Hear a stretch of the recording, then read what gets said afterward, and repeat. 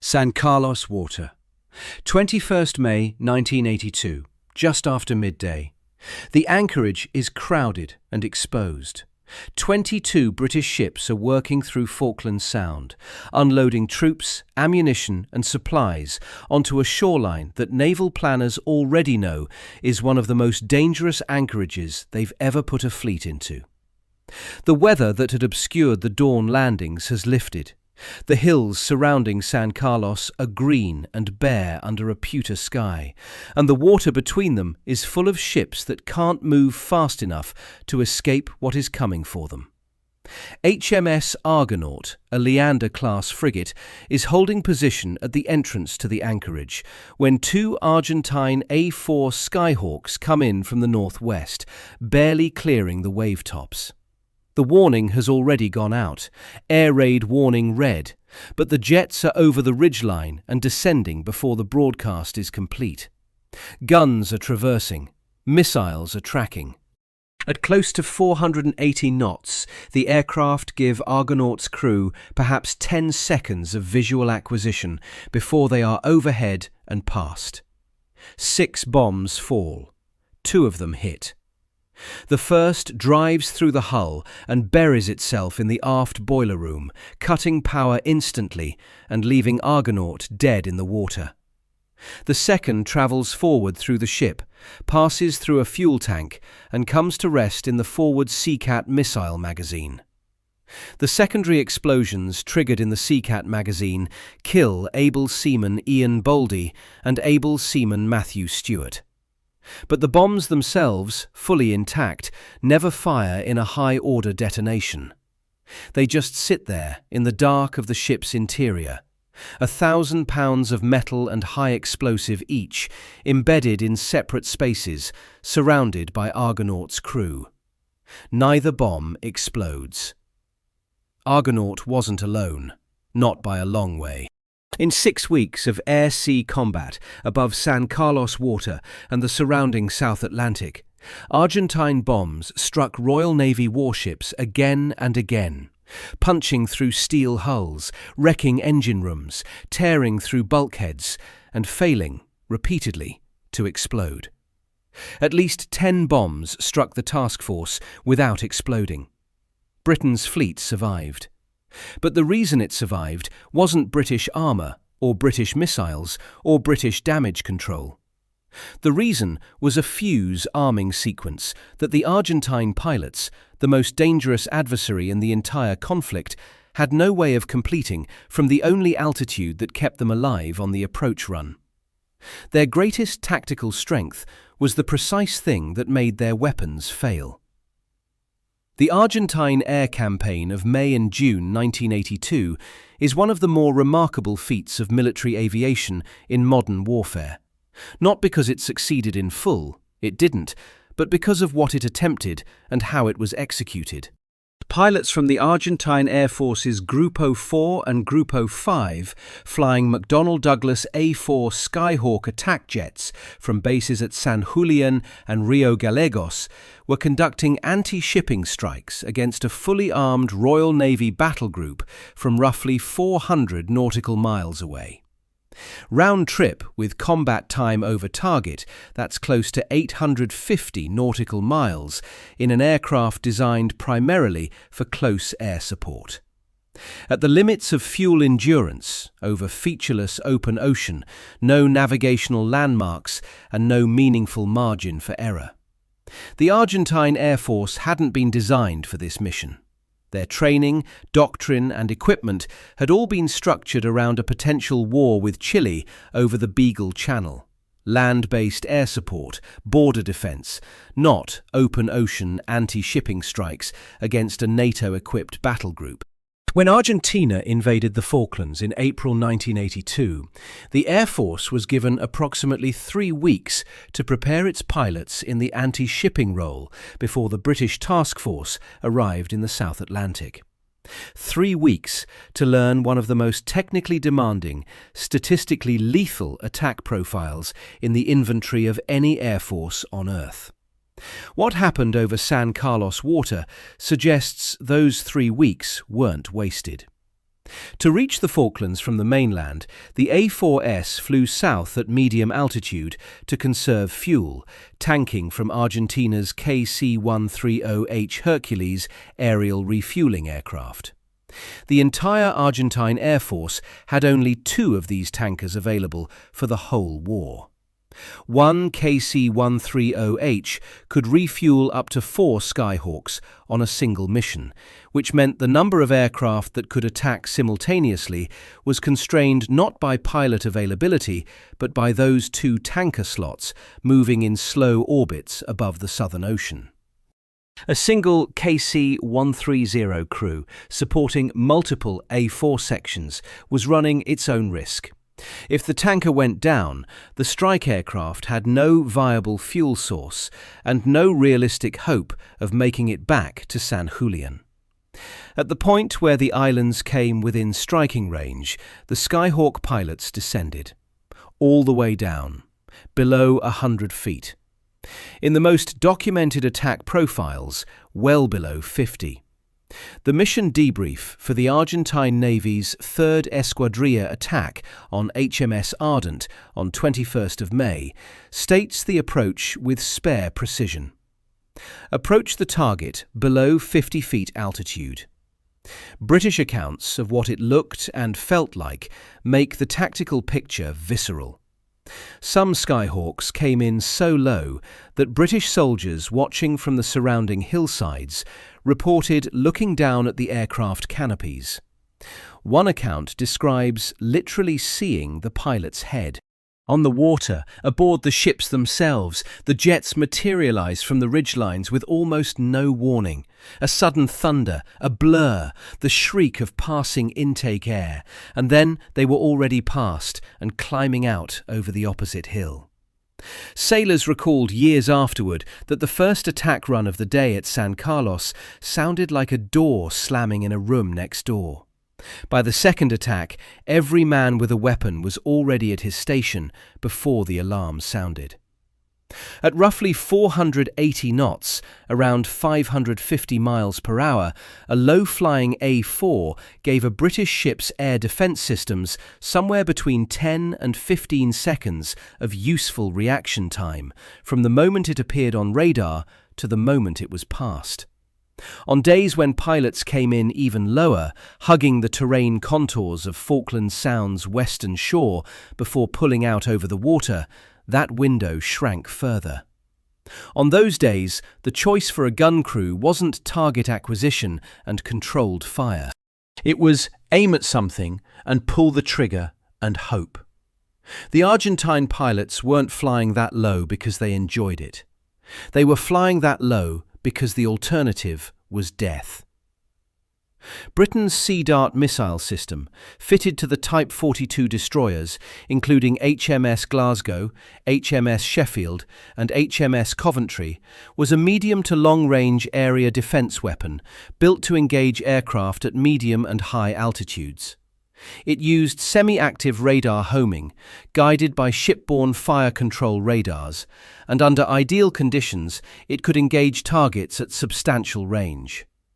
Under the right circumstances, it was one of the better systems in the Royal Navy's arsenal. Argentina had specific first-hand knowledge of exactly what Sea Dart could do. They owned 2 ships that carried it. ARA Hercules and ARA Santissima Trinidad were Type 42 destroyers, purchased from Britain before the war, and equipped with the identical Sea Dart system fitted to HMS Glasgow and HMS Sheffield. Argentine naval officers had trained on it. They knew the engagement parameters. They knew from operating the system themselves what altitude profile gave an attacking aircraft the best chance of surviving contact with it. The physics of radar detection determined the tactical reality. A ship's radar antenna sits roughly 20 to 25 meters above the waterline. The curvature of the Earth means a very low-flying aircraft stays below the radar's geometric horizon until it's already alarmingly close, cutting the window available for Sea Dart to detect, track, lock, and fire down from potentially many miles to seconds of available reaction time.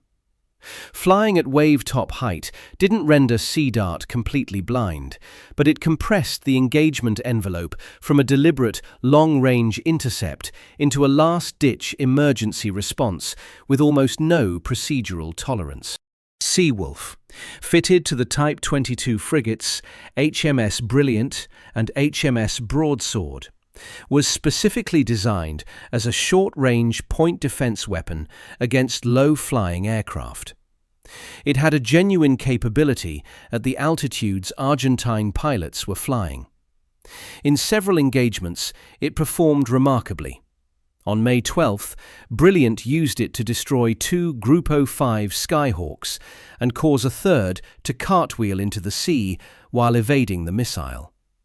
But Seawolf was also a system that failed at critical moments under the precise conditions the Falklands produced. Multiple fast-moving targets arriving nearly simultaneously from different aspects, saturating its tracking computer, forcing automatic resets that left the system offline for seconds at a time. On May 25th, the Seawolf system on HMS Broadsword locked down completely at the moment a wave of Skyhawks was inbound. It couldn't be reset before the aircraft released. HMS Coventry, paired with Broadsword in a defensive formation designed specifically to cover that gap, was hit by 3 bombs that all detonated. She sank within 20 minutes. Argentina understood the radar horizon issue from painful first-hand experience, delivered on the first day of the air war.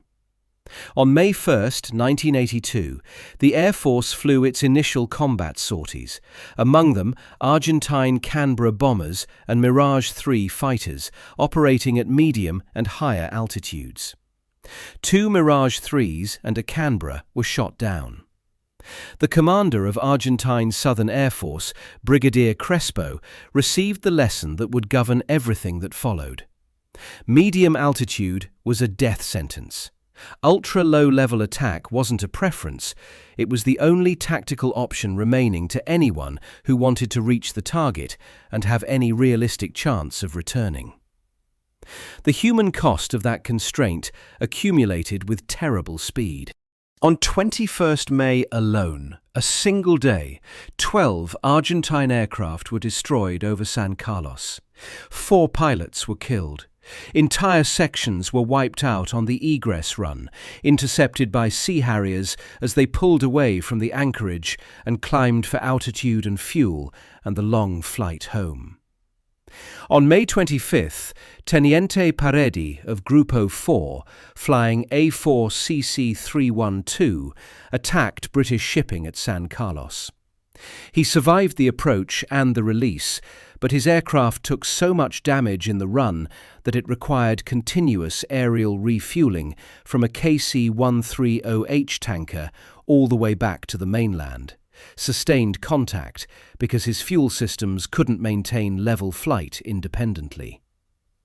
The tanker crew flew alongside him for over an hour above the South Atlantic, keeping him alive by maintaining the fuel connection until he finally made San Julian. On the same day, Teniente Ricardo Lucero, also of Group 04, was struck in the belly of his A-4C by a surface-to-air missile during an attack run. He ejected and was rescued by HMS Fearless, recovered by the same task force he had just attacked. Mario Roca and Guillermo della Piane flew the final Argentine A-4 Skyhawk mission of the entire conflict. By that point, Argentina had started the war with 48 Skyhawks committed to the campaign and had lost at least 22. Of that total, 8 were shot down by Sea Harriers, 7 by ship-based missiles, 4 by ground-based defences. The attrition rate was staggering for a force that was already operating at the absolute edge of its fuel endurance on every sortie. Admiral Sandy Woodward, the British Task Force commander, wasn't generous with compliments about his opponents as a general rule. He wrote in his memoir, 100 Days, that the Argentine Air Force fought extremely well and we felt a great admiration for what they did. That wasn't diplomatic courtesy. It was the assessment of a man who watched, day after day, as pilots from a country 400 miles away crossed half the South Atlantic on borrowed fuel and put their bombs directly into his ships with extraordinary accuracy. The accuracy wasn't the problem. On May 12th, HMS Glasgow, a Type 42 destroyer, the same class as Sheffield, carrying the same Sea Dart system, was operating southwest of Port Stanley in company with the Type 22 frigate HMS Brilliant. The pairing was deliberate. Sea Dart's long range complementing Seawolf's low-altitude point defence, a tactic the Royal Navy had devised after the loss of Sheffield, to give the task group better protection from the layered Argentine attack profiles. 3 waves of 4 Argentine A-4Bs from Group 05 came in that afternoon. The first wave hit the Seawolf envelope hard. Brilliant destroyed 2 of the attacking Skyhawks with her missiles. A third Skyhawk, evading at low altitude and high speed, cartwheeled into the sea. The fourth turned back. It was one of Seawolf's best days in the war, and it looked for a moment as though the tactic was working. The second wave came in minutes later. Glasgow's own Sea Dart failed to lock. Then, at the worst possible moment, Brilliant's Seawolf tracking system also reset. A software fault, the system briefly cycling back to standby while the A4Bs closed the remaining distance. Without either system engaging, the second wave penetrated to minimum release distance. The bomb entered the aft engine room. The crew below had heard the wave of aircraft and the roar of anti-aircraft fire above. But in the engine room, you feel an attack more than you hear it. The vibration of weapons discharging, the ship surging or checking as the helm tries to throw off a firing solution. The particular hollowness of waiting. What they felt next was the bomb punching through the steel hull. It entered at speed, decelerated as it tore through the machinery space, passed over the engines themselves, and exited through the opposite side of the hull. It didn't stop inside the ship. It went clean through and dropped into the sea. 2 large holes, one in and one out, both near the waterline. Seawater was already pushing through both. Damage control parties came down immediately, stuffing mattresses into the entry hole, the only material that was immediately available and flexible enough to conform to the irregular breach. The exit wound, lower and harder to reach, was behind the machinery itself. They patched it from the inside as best they could while the pumps ran. Glasgow's captain, Anthony Hodinott, described what he understood about the bomb's passage when his ship returned to Portsmouth on June 19th.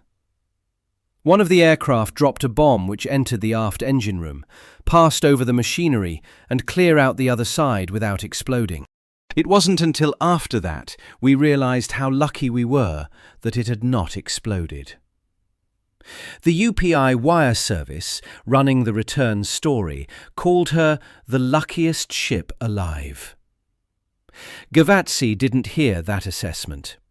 On his egress from the target, passing over the Darwin area at low altitude, he was shot down by Argentine anti-aircraft fire, friendly fire from his own side's ground positions, who didn't have a mechanism to distinguish their own aircraft from British ones at wave-top height and high speed. He died in the crash.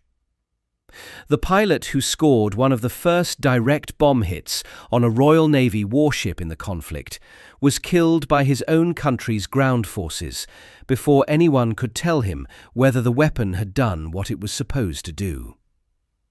The third wave of Group 05 aircraft was detected approaching but turned back without pressing home the attack. Whether that was fuel, damage to the formation, or the realization that the first 2 waves had already lost 4 aircraft to shoot down 1 ship with 2 holes in it, the record doesn't specify. Glasgow reduced speed to 10 knots and limped back into the main task group with water still seeping through the engine room. On 21st May, the same afternoon Argonaut was struck, HMS Ardent was taking punishment further north in Falkland Sound. Ardent was attacked repeatedly through the afternoon hours. Some of the bombs that hit her did detonate. The hangar deck caught fire that couldn't be brought under control. She sank the following morning with 22 of her crew dead. On that same afternoon, the 3 Navy pilots from the 3rd Esquadrilla who attacked Ardent were intercepted by Sea Harriers on their egress run. All 3 were shot down within minutes of weapon release. Teniente de Fragata Gustavo Marquez was killed instantly when his aircraft took a direct hit. Capitan Alberto Filippi ejected and was eventually recovered. Teniente de Navio Jose Arca ejected over Port Argentino Bay and watched his pilotless A-4 circle above him before Argentine ground fire brought it down on the beach 400 meters south of the airport. 3 pilots, 1 strike, intercepted and destroyed before any of them could know whether their bombs had worked. Back in Argonaut, the 2 1,000-pound bombs remained lodged throughout this period. Royal Engineers removed the fuse from the boiler room weapon on May 23rd. Fleet clearance divers worked on the other. Argonaut remained in the anchorage for days, disabled, patched, still nominally in the war, with her crew working around ordnance that should have killed them all. 2 days after Argonaut, it was HMS Antelope, 23rd of May, 1982. Antelope, a Type 21 frigate, was providing air defence at the entrance to San Carlos water when 4 Grupo 5 A4Bs approached from the mainland in 2 pairs. Capitan Pablo Carballo led the first run. He came in fast and low in the now established profile, his 2-ship section releasing over the ship and climbing out hard. 1 bomb struck Antelope on the starboard side. It penetrated the hull without detonating. Carballo's own aircraft was so badly damaged in the run by anti-aircraft fire and a near miss from a surface-to-air missile that the post-flight inspection found damage consistent with his Skyhawk clipping Antelope's rigging during the attack. The second attack was flown by Primer Teniente Guadagnini. He put his bomb through the frigate's hull. A Seawolf missile from HMS Broadsword destroyed his Skyhawk almost immediately after weapon release. He didn't survive. Antelope had 2 1,000-pound bombs inside her. Neither had exploded on impact. The ship moved to a more sheltered position in San Carlos, not because she was safe, but because there was no safe position in the anchorage. And a ship with unexploded ordnance aboard at least needed to be away from the main press of other vessels. The crew continued to operate around the bombs. The spaces below were sealed where possible. No one went into the compartments with the weapons unless they had to. On 23rd May, the Royal Engineers sent Staff Sergeant James Prescott and Warrant Officer Class 2 John Phillips aboard. Prescott was 37, a bomb disposal specialist from 49 Field Squadron, Royal Engineers. Phillips was his partner. They arrived by small boat, came up the accommodation ladder and went below into the ship. What they found in the machinery spaces were 2 1,000-pound bombs in very different states. The boiler room weapon had separated partially from its main charge on impact. The kind of damage that made standard neutralization techniques difficult and the weapon unpredictable. The second bomb, sitting in the more confined machinery space forward, had its fuse assembly damaged by the impact, which was the more critical problem. A bomb with an intact, simply unarmed fuse could potentially be rendered safe through standard procedures: disruption of the fuse mechanism, careful disassembly, removal of the detonator components. A bomb with a damaged fuse was a different calculation. The damage might have put the fuse into an intermediate state, not fully armed, not fully safe, capable of triggering detonation through percussion, heat, or further handling. There was no reliable way to know. The only certainty was that leaving a 1,000-pound bomb in an uncertain fuse state in the machinery spaces of a warship in the middle of an active combat zone wasn't a viable option. The decision to place a demolition charge to destroy the fuse mechanism in place, to blow the fuse before it could blow the bomb, was the standard resolution for a weapon that couldn't be made safe through conventional means. The demolition charge was set. Prescott and Phillips prepared to fire it. The bomb detonated. The explosion was instantaneous and catastrophic. Prescott was killed where he stood. Phillips lost his left arm. The detonation sent fire and structural shock through the surrounding machinery spaces in the same moment. Within minutes, the fires had spread beyond the immediate compartment. They reached the engine rooms. They reached fuel lines and hydraulic systems. The structural damage was too severe and too distributed for the ship's damage control teams to isolate. By the time the order came to abandon ship, HMS Antelope was burning along much of her length. The crew came off into the dark water and into boats. Photographs taken the following morning show Antelope broken in two. She had fractured amidships during the night, both halves still on fire. The superstructure collapsed into itself, the outline of what had been a frigate barely readable in the smoke. She sank on 24th of May. The image of Antelope burning in San Carlos became one of the defining photographs of the war. Prescott was posthumously awarded the Conspicuous Gallantry Medal.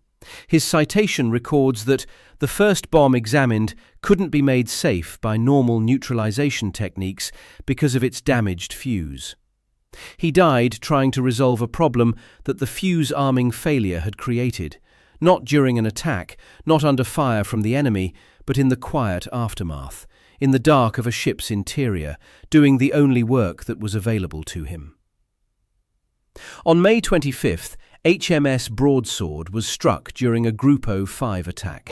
A bomb from Capitan Carballo's section entered the starboard side 5 feet above the waterline, travelled up through the ship's interior structure, destroyed the Westland Lynx helicopter parked on the flight deck, and exited without detonating. The Lynx was gone. The ship had a hole through her. No high-order detonation. That same afternoon, HMS Coventry, operating in defensive pairing with Broadsword, took 3 bombs from the second attacking section. Broadsword's Seawolf had just reset and couldn't engage. Coventry's evasive manoeuvre took her across Broadsword's firing line at the wrong moment. All 3 bombs on Coventry detonated. She sank in under 20 minutes, with 19 men dead. The difference between Coventry and every ship that absorbed unexploded ordnance that week wasn't pilot accuracy. It was whether the bomb had enough time in the air to arm. On the 8th of June, HMS Plymouth was operating alone in Falkland Sound, returning from a naval gunfire support mission, when 5 IAI Dagger fighter bombers of Grupo 6 found her. They dropped 8 bombs. 4 struck the ship, hitting the flight deck, punching through the funnel, destroying her limbo anti-submarine mortars. A depth charge on the flight deck was detonated by 1 bomb's impact force, starting a fire that took 90 minutes to extinguish. 5 crew members were injured. Plymouth took on a 6-degree list. None of the 4 bombs exploded. She patched herself through the night, restored partial capability by morning, and returned to shore bombardment duties on June 14th, the day Argentine forces finally surrendered. By that point, British crews had developed a particular and deeply unpleasant familiarity with the experience of taking a direct hit from a weapon that didn't kill them. The pattern was documented, but not yet fully understood by anyone operating inside it. Argentine pilots, pressing the most aggressive attack profiles, were scoring direct hits with remarkable accuracy. Their weapons were going through British ships. And then nothing was happening. Nobody on either side had fully worked out the mechanical reason yet. Every 1,000-pound bomb that Argentine A-4 and Dagger pilots dropped over San Carlos and Falkland Sound carried a mechanical impact fuse. The fuse sat in the nose of the bomb, exposed to the airflow, and it contained a small propeller, an arming vane that was the entire arming mechanism. Nothing else stood between the weapon's inert state and its armed one. When the bomb sat on the wing pylon, an arming wire ran through the vane assembly and physically prevented it from turning. The bomb could sit on the aircraft indefinitely, completely safe, because the wire held the vane locked against the airstream. That was the point of it. A bomb that could arm itself from vibration or wind resistance while still attached to the aircraft would be extraordinary in the wrong direction. The moment the bomb separated from the aircraft, the wire, anchored to the pylon rack, not to the bomb, pulled taut as the weapon fell away. The wire either snapped or pulled free of the bomb as the two objects separated. With the lock removed, the vane was immediately exposed to full airflow. The propeller blades caught the moving air. They began to spin.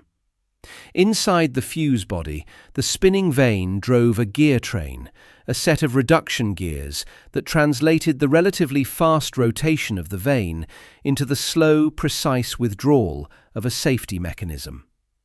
Each full rotation of the vane advanced the gear train by a tiny increment. Thousands of rotations were required to work through the complete gear travel. As the sequence progressed, safety pins were drawn back from the detonator components. An arming sleeve rotated incrementally until the detonator was finally aligned with the booster charge beneath it. Only at that point, after the gear train had completed its entire designed travel, was the weapon live. Only then would the impact fuse actually function. If the bomb struck anything before that sequence completed, the detonator remained misaligned. The booster charge was still separated from the initiator. The bomb punched through steel, tore through structural members, and came to rest in the interior of the ship, intact, inert, and thoroughly terrifying to anyone who had to work near it. The critical variable was time, specifically the number of seconds between bomb release and impact. The fuses on the Argentine aircraft had been calibrated for delivery from higher altitudes. From 500 feet, a bomb has roughly 4 to 5 seconds in the air before it reaches the waterline or the side of a target vessel at sea level. The fuse arming delay was set accordingly. Enough time for the releasing aircraft to clear the blast radius. Enough rotations of the vane to complete the arming sequence reliably before the weapon struck. An A-4 releasing a bomb from 50 feet above the South Atlantic at 480 knots has approximately 1.5 to 2.5 seconds of flight time before that bomb reaches sea level, or the hull of a Royal Navy frigate positioned between the aircraft and the water. At 480 knots, the horizontal distance covered in those 1.5 to 2.5 seconds is somewhere between 1,200 and 2,000 feet. The bomb is travelling forward at that speed and falling at the rate of gravity. It's in free flight for less than 3 seconds. The arming sequence needs 4. The vane is still spinning. The gear train is still counting. The detonator is still misaligned. The bomb hits the hull. 200 feet. That was the approximate minimum release altitude for reliable arming. Argentine pilots were attacking from 50, sometimes 30. At those altitudes, the gap between actual flight time and required arming time wasn't a few tenths of a second. It was close to a factor of 2. Argentina possessed retarding devices, drag fins, and parachute retarders that could be fitted to a bomb to slow its descent and give the arming vane more time to spin.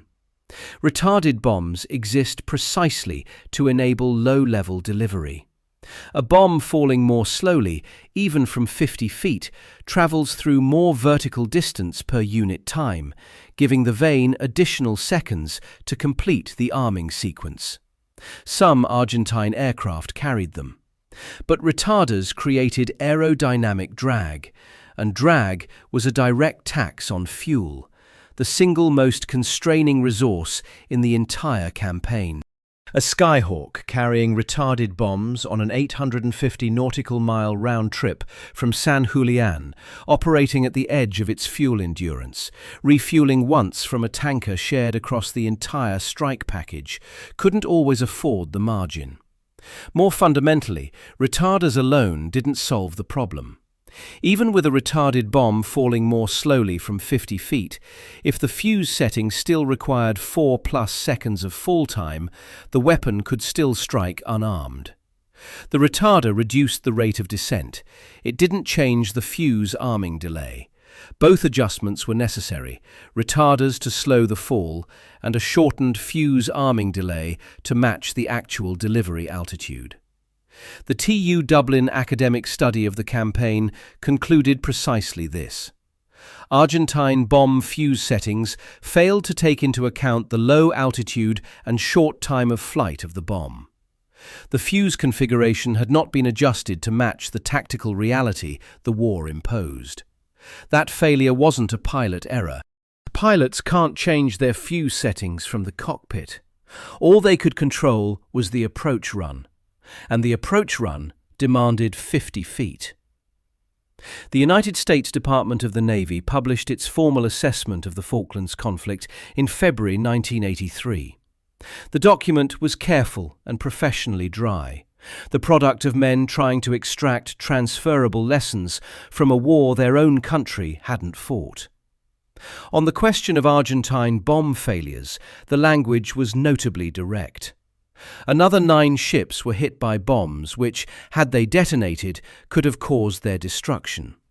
That they didn't was both a tribute to the courage of the Argentine aviators for pressing the attacks so close in an effort to evade British defences and still bomb their targets, and a lesson that inattention to ordnance fusing can negate the best military performance. That sentence is probably the most precise official summary of the Falklands air campaign ever written.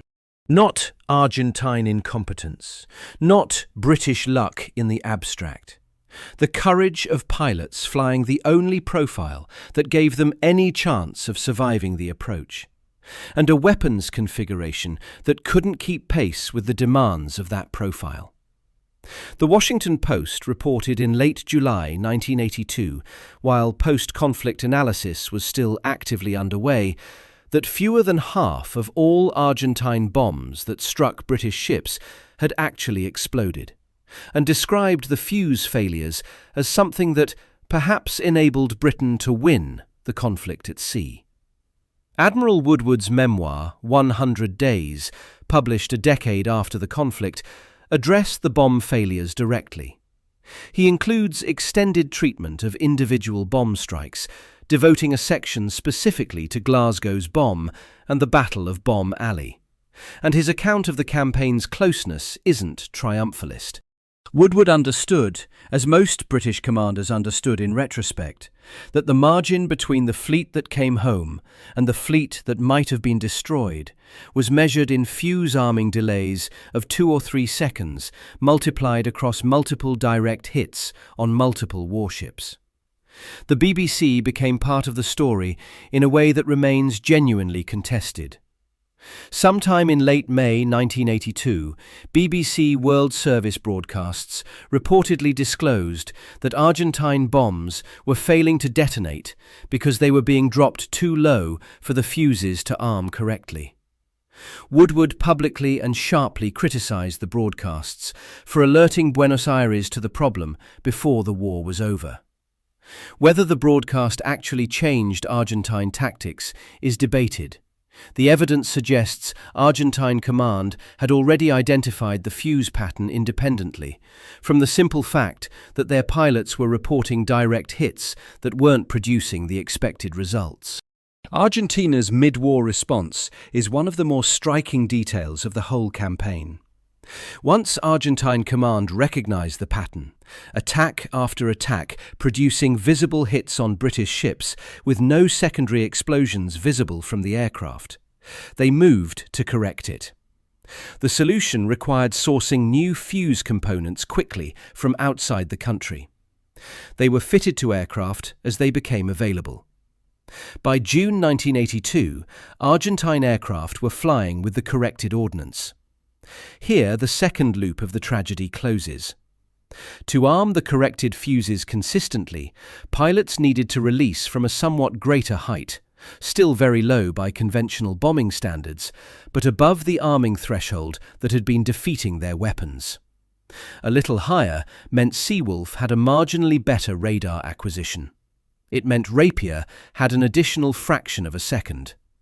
It meant Sea Dart's tracking computer had more geometry to work with. The adjustment that fixed the bomb problem incrementally reduced the thin margin of protection that extreme low flight had provided to the pilots themselves.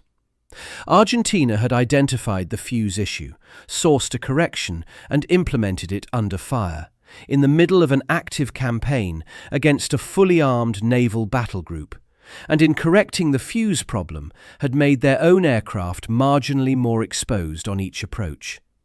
The causal loop was locked. The only altitude that armed the bombs attracted the missiles. The altitude that evaded the missiles disarmed the bombs. When the corrected fuses arrived and the adjusted tactics came into operational use, it was the final days of June. British forces were converging on Port Stanley from multiple directions simultaneously. Argentine commander Brigadier General Mario Menendez surrendered on June 14th. The corrected ordnance was operational during the closing hours of a war that was already over. The human accounting has no clean resolution. The pilots who flew the most aggressive low-level profiles, who pressed to 50 feet and below, who gave British ships the least possible reaction time, who flew through anti-aircraft fire and missile explosions and kept the aircraft pointing at the target, were the pilots whose weapons were most likely to embed themselves in British hulls without detonating. Their willingness to absorb extraordinary personal risk was the precise behaviour that rendered their bombs inert. Gavazzi hit Glasgow from 50 feet, punched a 1,000-pound bomb clean through the ship, and was shot down by his own side on the way home. He died before anyone could tell him whether the weapon had worked. Guadagnini hit Antelope and was destroyed by Seawolf immediately afterward. He died within a mile of the target, in the same seconds as his bomb was burying itself in the ship's machinery spaces. Marquez, attacking Ardent on the 21st of May, was killed instantly on egress. His bomb delivered. His aircraft was destroyed before he had completed the pull-out from the attack run. On 21st May alone, 12 Argentine aircraft were destroyed. 4 pilots died. It was one day of a 74-day war. The British military knew how close it had been. The US military knew. The after-action documents from both countries are, in different registers, expressions of controlled astonishment. Professional men trying to reconcile a naval campaign in which one side absorbed direct bomb hits across multiple warships and retained those ships, not because the defenders were stronger, but because the attackers were being killed too quickly, at the only altitude that gave them any chance of completing their attack runs. The Norman Friedman analysis of the campaign, published in the Military Lessons of the Falkland Islands War, recorded that Argentine aircraft reportedly damaged 12 surface combatants, 6 of them by unexploded bombs. 6 ships holding unexploded ordnance simultaneously at points during the battle. The task force's entire tactical plan, the amphibious assault, the landings, the establishment of a beachhead at San Carlos, depended on the ships in that anchorage remaining afloat and capable through the most intense period of air attack. A task force with no reinforcement pipeline, operating 8,000 miles from a home port that couldn't send replacements in time. 6 better fuses. The 1982 Falklands War is remembered in Britain as a victory, and it was. Argentine forces surrendered on June 14th. The islands remained British. The task force came home. The victory was real and genuinely hard won. But the way the Royal Navy survived what it survived doesn't fit comfortably inside a simple story of triumph.